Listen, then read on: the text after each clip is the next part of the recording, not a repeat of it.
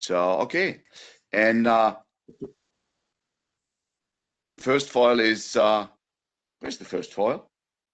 Oh, there's the first foil. There it is.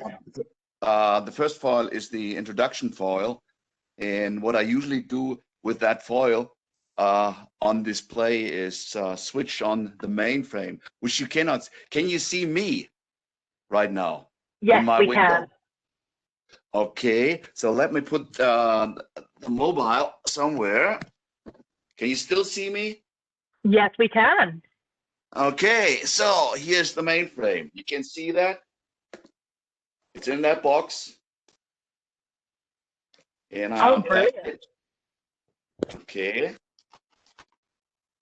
And I hope you still can see that. This is it. And what I do, or what I have to do, is power it up right now, because the system is very, very slow. It needs something like 15 minutes to IPL until it is usable. So I switch that on by just powering it on, and then we talk. We go back into the presentation.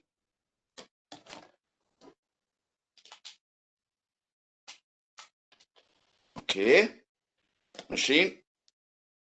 You can see machine has power. Can see that?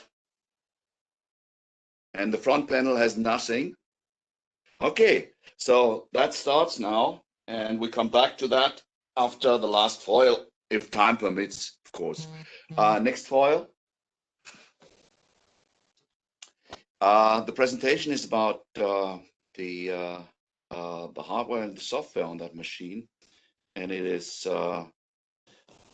hardware and software, and the last part is a live presentation, which I guess we must skip that time-wise, or what's the story, Abby? Okay. Sorry, I was muted. No, go for it. You've got about 15 minutes. 15 minutes is about just the theoretical stuff. Okay. I lost you.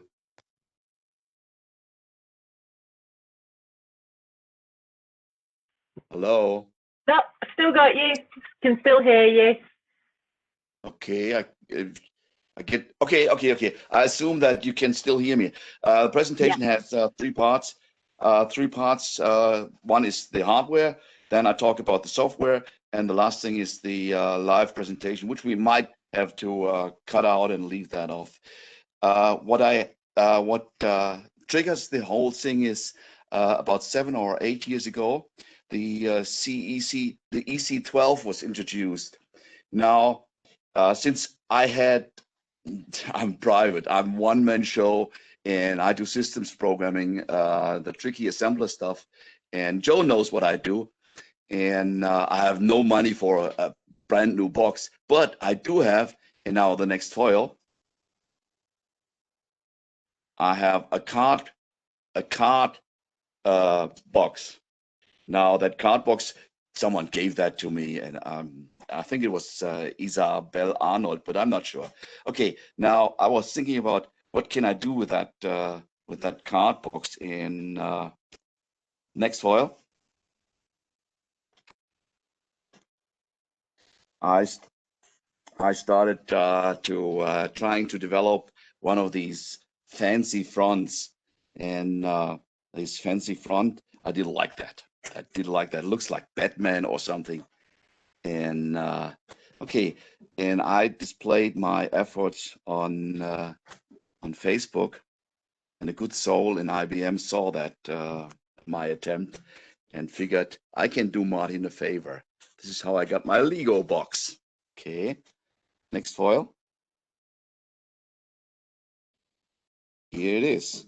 That picture is from the manual that came with the box. And you can see on the right hand side, it says IBM. but that was not really put on really solid. It disappeared over time because I touched it more than once.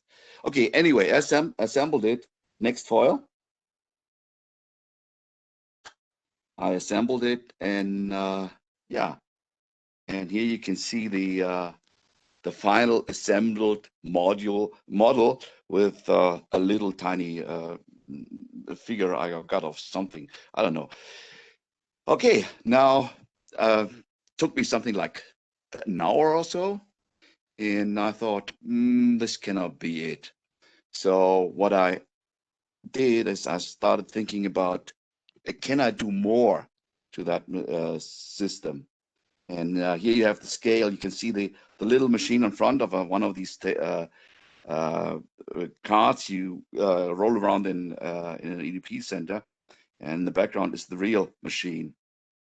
Now, doing more to that model, and yeah, the idea was if I can put an engine in an RC car, I might be able. Oh, next foil. If I can put an engine in an RC car and make that look like a real car, I can do probably the same to a Lego box. That was how the idea was born.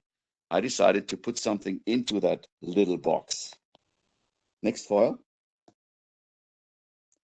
And first thing that came into that box was just light. So I have now two little lights in front of the box. And I looked at it, okay, nice, but it can even be done better. Now, next foil. The real engine. I looked in Google and found that tiny little motor for the machine, and that is a Raspberry Pi. And that fits exactly into the Lego body. So all I had to do is put something on it that makes it look like a real machine. Next foil. Here's the you can see the light controller, and you can see the connections, and yeah, LEDs on front, which control the LEDs on front. Now, here's the first version, and you can see the first version has a LAN cable. Oh, sorry, next foil. The first version has a LAN cable on top, which goes to another computer, and I dial into via SSH. But that is not all. I mean, a real machine doesn't have that. Next foil. See the connection, and I had a little extra space on top, so I put in WLAN cable, WLAN cable.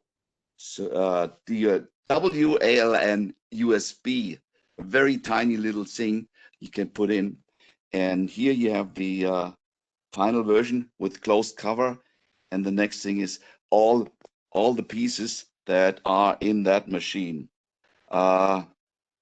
Hardware-wise, this is it. And if you have any questions, type them in.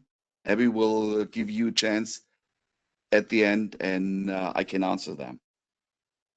So, software. Next foil. The software consists of 3 layers, just like the cake. On top, we have the operating system on that Raspberry Pi. Then we have the simulation layer, and the very lowest part is the supporting everything is a Debian VZ. That's what's it called on the little machine. And you can tell the way I put it, the cream and the strawberries. I'm a mainframe person, not a Debian or Linux person. Next file. I did, while preparing it 7 years ago, I did a benchmark, and the Raspberry Pi has something about 0.8 MIPS, so you can see it is not very fast. The a regular machine with the simulation layer brings way more, and a real machine, you know what real machines do. Next foil. Now I had that beautiful black box, but nothing on the outside, nothing, just the lights, but lights on, lights off. This is no information. Now, next foil. What I did is I developed a 6-part or 5-part system to switch on the lights. First thing I did is I wrote code to switch on the lights from the Debian layer. Then I wrote code to communicate with the guest operating system, and then I developed code in the guest operating system to communicate with the outside world. And that in the end worked, and I can switch on the light. So what happens is when the machine is started, the light go into I'm in startup mode, and then they switch to I'm getting ready. And then when the guest operating system with DOS, not SOS, is up and running, it signals I'm ready for communication. Next foil. So instead of being in the dark and not knowing where to communicate with, I now can communicate with that machine. Next foil. It's the communication again. It goes from CICS to batch to host, and then to the hosting operating system, which is Debian. And communication is async, so I do not wait for answers. I just post it and hope that someone reads it, and if it doesn't work, well, then the lights won't work. But it will not stop the whole process. Next foil. I hope the machine is now up and running, and now we can answer questions, or I can show the machine in action. If I stop sharing my screen, we can make you full screen, and you can show everybody your machine. Okay.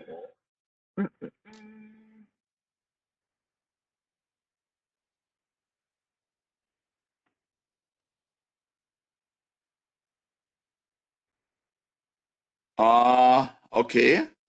Oh, this is Joe. You did not pray to the gods long enough. Yeah, because what it should have now is the green light should be switched on, fully switched on. Red light should be off, and the side should be signaling the URL under which you can reach the machine. But apparently this did not work, so I cannot show the screen that's supposed to be here. But I give you something. If you go into the internet and go to my website, you can go to YouTube. Go to YouTube and go for Martin Truebner, or go for my C114, or go for Lego 114. You will find that video. And actually, the story is IBM had it originally hosted on their website 7 years ago or 6 years ago, but and I had something like 3,000 views on that already. But about 2 years ago, IBM reorganized their website, and somehow it fell off the shelf and it's no longer there. So I uploaded it to YouTube myself, and that starts now to collect clicks. But I mean, it's just the fun, and I had fun doing it, and I hope you have fun looking at that. And that's all. Sorry, I cannot show the live presentation, but in the video is only about something like 8 minutes long, and you can see how the machine looks like, and it's not the same presentation as here. It is just the machine. Okay, that was it. So I've just put in the chat a link to your YouTube channel where you've got your videos in there, so people can go there and subscribe and give you some likes. Okay, thank you. I'll put that in Slack as well. And next time I'll be on laptop instead of on a mobile, which is awesome. I get the arms look like yeah. worn out. Anyway, any questions, Abby? Sam, have you got any questions coming through on Slack? Not that I can see of at the moment, but why don't we hold off until the panel at the end, and we'll probably have some questions then, Martin. Okay, thank you. Yeah, thank you so much.